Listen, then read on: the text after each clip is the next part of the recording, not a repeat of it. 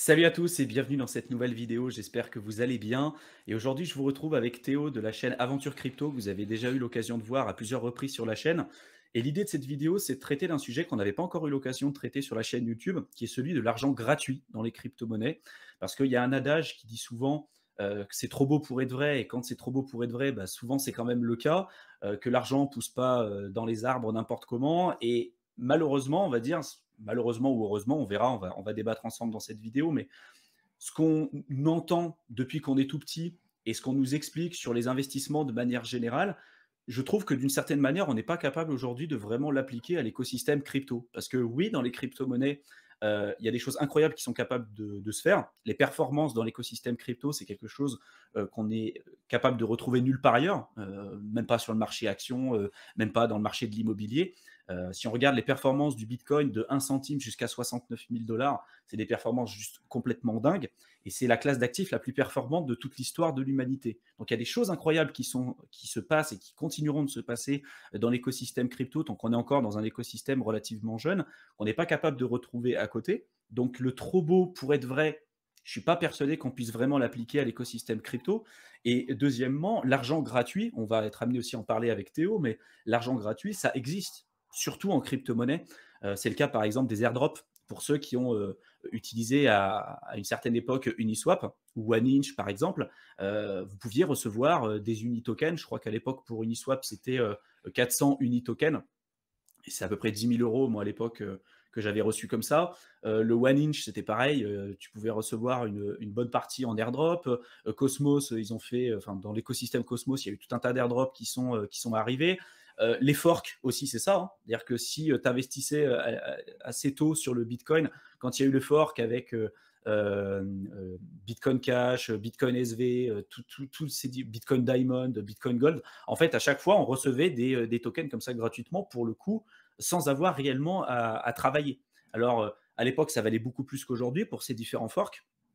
Mais en tout cas, tu vois, je trouve que la mentalité de dire c'est trop beau pour être vrai et donc bah, c'est forcément qu'il doit y avoir quelque chose que j'ai pas bien compris ou l'argent ne pousse pas dans les arbres. Je trouve que dans les crypto-monnaies, c'est pas quelque chose qu'on peut véritablement appliquer. Je sais pas ce que tu en penses, toi, Théo.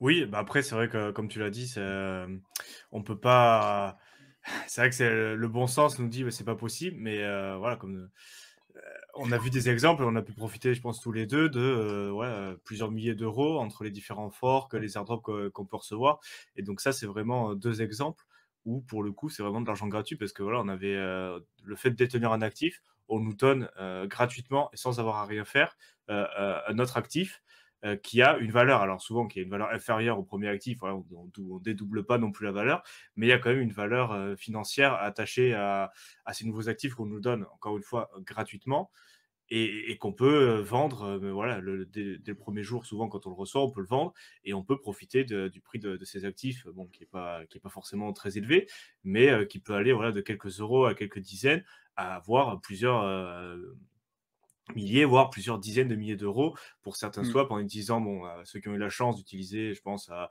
ENS, non, Ethereum Name Service. Bon, Ouais. il y a certains projets, voilà, le fait de les avoir utilisés en avance, le airdrop qu'ils donnaient, c'était, voilà, plusieurs dizaines de milliers d'euros, gratuitement, juste pour avoir utilisé le service un petit peu en avance, avoir fait, participer, pas forcément au testing, mais juste avoir, participé à la communauté, participé au projet, au service, early, donc avant la grosse majorité des gens. Quand ils sortent souvent, les airdrops, c'est s'ils ont, ils sortent un token de gouvernance ou un token qui va avoir un rôle dans le projet qui n'était pas forcément présent au début et le fait d'avoir utilisé le protocole, ou la plateforme ou le projet, avant qu'ils sortent ce token, il va y avoir une distribution de la communauté de ce token et c'est là où il va y avoir les gains un peu plus importants, sur les airdrops, quand il airdrop le token du projet, beh, si vous avez parce qu'il y a quand même une part de chance aussi, la chance de participer au bon projet ou d'avoir participé aux plateformes un peu avant tout le monde, mais vous êtes éligible à souvent des airdrops et avec des gains qui parfois peuvent être pas négligeables, ne serait-ce que quelques centaines d'euros sans rien faire. Bon, mais voilà, je sais pas, dans votre travail, combien il vous faut pour gagner cette somme, je sais pas, 500, 600, 700 Mmh. euros, mais ça peut représenter, voilà, 2 semaines, 3 semaines de travail sans avoir, rien fait, juste le fait d'avoir participé à des tokens. Et c'est pour ça, il y a aussi des sites qui listent les prochains airdrops où ils vous disent: ben il y a cette plateforme-là qui va peut-être sortir un projet, donc vous pourrez participer. Faites, soit des swaps si c'est un DEX, si c'est un bridge, bridger des actifs d'une chaîne à l'autre, ou voilà, si c'est un projet, participer d'une manière ou une autre au projet, à faire des petites actions pour, si jamais il y a un token qui sort dans le futur, pour être éligible au airdrop.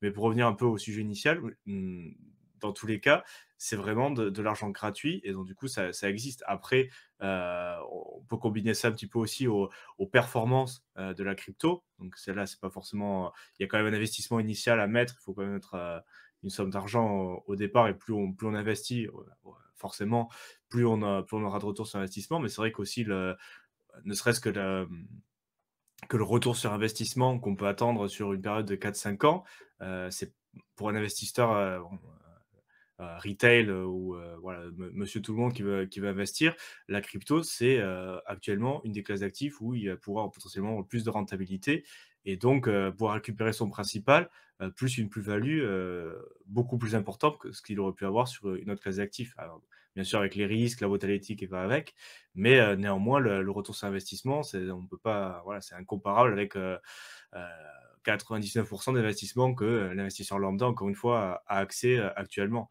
Donc, Mais même c'est vrai. si tu investis dans des penny stocks ou tu arrives à investir, je sais pas, au tout début de Google ou de Facebook, je suis pas convaincu que tu aurais battu les performances de Bitcoin depuis sa création. On est vraiment sur une classe d'actifs qui n'a jamais existé comme jusqu'à présent, qui est encore relativement jeune, parce que ça fait à peine 13 ans, hein, qu'elle existe. Donc, il y a des opportunités énormes à faire, et je pense qu'on est vraiment sur quelque chose d'inégalable. Par contre, bien évidemment, il y a toujours le risque et le rendement. C'est-à-dire que ce qu'on décide d'investir dans les crypto-monnaies, on est d'accord que le niveau de risque qu'on prend, c'est absolument pas identique au type de risque qu'on va prendre si on investit, je sais pas, dans le marché action, sur du Coca-Cola ou sur du Google, du Facebook, de l'Amazon ou même de l'Apple, quoi. Voilà, ça a rien à voir. On est vraiment sur l'émergence et la croissance d'une toute nouvelle classe d'actifs, alors que de l'autre côté, on est sur une classe d'actifs qui existe depuis des centaines d'années maintenant. Donc il faut arriver à prendre du recul par rapport à ça et comprendre qu'il y a toujours un équilibre entre le rendement et le risque qu'on est capable d'avoir. L'idée, c'est de prendre le risque le plus faible pour avoir le rendement le plus élevé. Et je trouve que euh, la crypto-monnaie, en tout cas, ajoute une nouvelle manière de pouvoir construire et de développer un portefeuille qui soit équilibré. Parce que malgré le fait qu'on puisse penser que c'est très spéculatif, on ne peut pas passer à côté des 13 dernières années de performance qu'on a pu retrouver dans les crypto-monnaies. Et ça serait trop bête de s'en priver juste parce qu'on considère que c'est trop risqué. Le risque, on est capable de le contrebalancer avec l'investissement qu'on est capable de faire. Un investissement qui est censé être théoriquement bien plus risqué, bah, on va mettre beaucoup moins d'argent à l'intérieur. Un actif qui va être beaucoup moins risqué, on est capable de mettre une part de notre portefeuille de manière plus importante sur cette classe d'actifs. Donc on est capable de le jauger en fait. Et je trouve que ça serait dommage de s'en priver parce que il y a certains adages, comme je l'ai dit tout à l'heure, il y a certaines phrases qu'on entendait quand on était plus petit. Moi, ça a été mon cas. Hein. L'argent ne pousse pas dans les arbres, on ne jette pas l'argent par les fenêtres, etc. Et je trouve que dans les crypto-monnaies, malheureusement, c'est des trucs qu'on fait trop. Tu vois, jeter l'argent par les fenêtres, vu que c'est un airdrop et qu'on a reçu gratuitement. Moi, je me souviens, il y avait un airdrop que j'avais reçu, c'était 7 500 $ à l'époque. Je ne sais même plus du projet que c'était. J'avais reçu 7 500 $ comme ça. Et en fait, vu que c'était de l'argent que j'avais reçu du jour au lendemain, sur lequel je ne comptais pas, je ne lui avais pas assimilé, je ne lui avais pas donné la même valeur que si j'avais reçu, par exemple, une prime à l'époque quand j'étais salarié. Aujourd'hui, je ne le suis plus, mais euh, euh, si demain on te donne, je sais pas, 7 500 $ quand tu es salarié, tu vas te dire, ah ouais, 7 500 $ ça représente tant de mois de salaire, tant d'années d'épargne éventuellement. Enfin, tu fais des calculs et tu dis, ouais, ça représente de l'argent. Dans la crypto, c'est n'importe quoi parce que tu as 7 500 $ par exemple qui te tombent dessus, tu n'arrives pas à mettre le même lien, la même corrélation avec le monde physique, en tout cas peut-être ton monde salarié, et, et du coup tu vas le dilapider un peu n'importe comment. Tu vas te dire, allez, je vais le mettre dans ce projet-là, dans ce projet-là, dans ce projet-là. Bon, souvent, c'est pas forcément des très bonnes manière d'investir parce que tu n'y as pas suffisamment réfléchi, vu que c'est de l'argent comme ça qui t'est tombé dessus, et tu vas le voir de manière, tu vois, de manière différente. Je sais pas si toi, tu as vécu un peu ce truc-là? Ouais, tout à fait, mais c'est vrai que c'est, surtout en période de bull run quand on a, au niveau des plus-values latentes, on s'imagine pas, enfin, c'est vrai qu'on c'est pas pareil de voir sur Blockfolio quand c'est, voilà, en bitcoin, en ether, les autres projets, voir, une grosse somme d'argent. Ça fait pas pareil que si je voyais cette même somme d'argent, je pense, sur mon compte bancaire. Ouais, C'est-à-dire si on a, bon, je sais pas, 50 000 € sur le Blockfolio, c'est pas pareil que de le voir sur 50 000 € sur le compte bancaire. On se dit 50 000 € en crypto, surtout si c'est la plus-value latente, on se dit bon, ben d'accord, oui, il faudra que je vende, ça peut peut-être encore monter.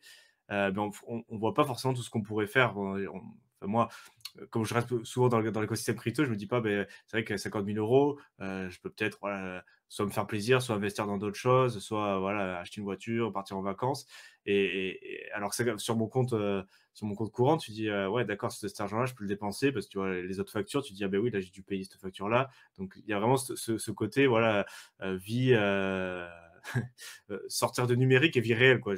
Facture du ouais, c'est gaz, facture ça. d'électricité, vacances, le plein d'essence, le péage. Et donc, c'est vraiment ce côté vie réelle avec de l'argent qui permet d'avoir vraiment euh, des possibilités dans la vie réelle. Et la crypto, où même si c'est le cas, c'est vrai que au niveau dans la tête, c'est pas forcément aussi bien ancré. Et c'est vrai que d'avoir des grosses sommes en crypto, ça fait pas pareil que d'avoir cette même somme sur ce compte bancaire. Et je pense même avoir une somme peut-être 2 fois moins importante sur le compte bancaire, euh, tu vois, c'est même plus important des fois que de le voir en crypto.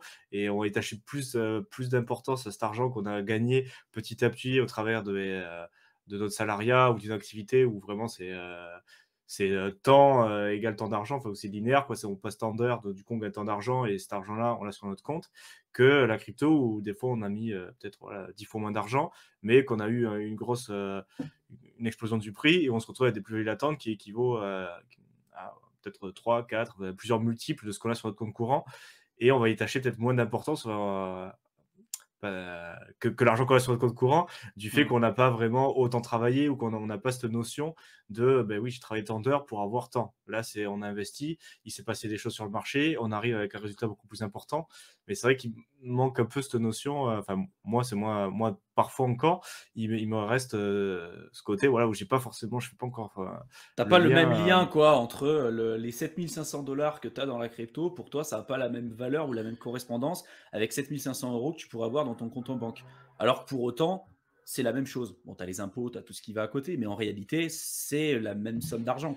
Tu as 7 500 USDC et 7 500 dollars sur ton compte en banque. En réalité, c'est la même chose. Mais dans la crypto, en fait, ouais, comme tu le dis, on a du mal à faire le lien et le rapprochement entre les deux. Je pense que ça vient en partie du fait que c'est très volatile. Et que du coup, bah oui, tu peux avoir 7 500 $ à un moment, puis que tu peux te retrouver avec beaucoup plus bas ou beaucoup plus haut. Donc en fait, au bout d'un moment aussi, le mécanisme de défense du cerveau, c'est de te dissocier un petit peu de l'argent que tu as. Parce que si tu es trop en train de te dire, ah punaise, ça représente ça, en fait, derrière, tu es trop en train de suivre les cours et tu es trop proche en fait de ton investissement, tu es trop attaché émotionnellement, psychologiquement à ton investissement. Et après, derrière, dans des périodes de forte volatilité, ça peut porter préjudice. Quoi. Euh, mais en tout cas, voilà, ce qu'on voulait dire avec Théo dans cette vidéo, c'est vraiment comprendre que des fois, il y a certaines choses qu'on nous dit et qui ont quand même un certain sens, historiquement parlant, avec les autres types d'investissements, qu'on n'est pas capable aujourd'hui d'appliquer à l'écosystème des crypto-monnaies, parce que oui, l'argent gratuit existe bien, que quand c'est trop beau pour être vrai, c'est pas forcément une mauvaise chose. Dans le secteur tradi, oui, historiquement parlant, il faut faire attention. Mais dans les crypto-monnaies, il y a quand même des performances qu'on n'est pas capable de retrouver ailleurs.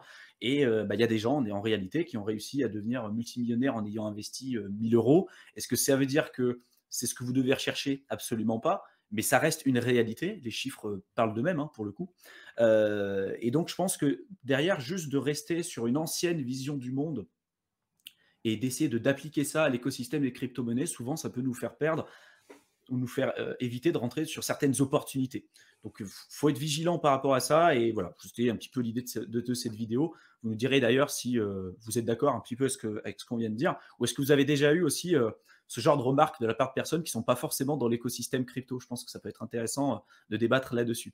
Si vous avez des sujets, des suggestions de vidéos que vous aimeriez qu'on traite avec Théo ou avec Mickaël dans les prochaines vidéos, bah, n'hésitez pas à nous en faire part dans la section commentaires. Je vous mets 2 liens importants dans la description de la vidéo.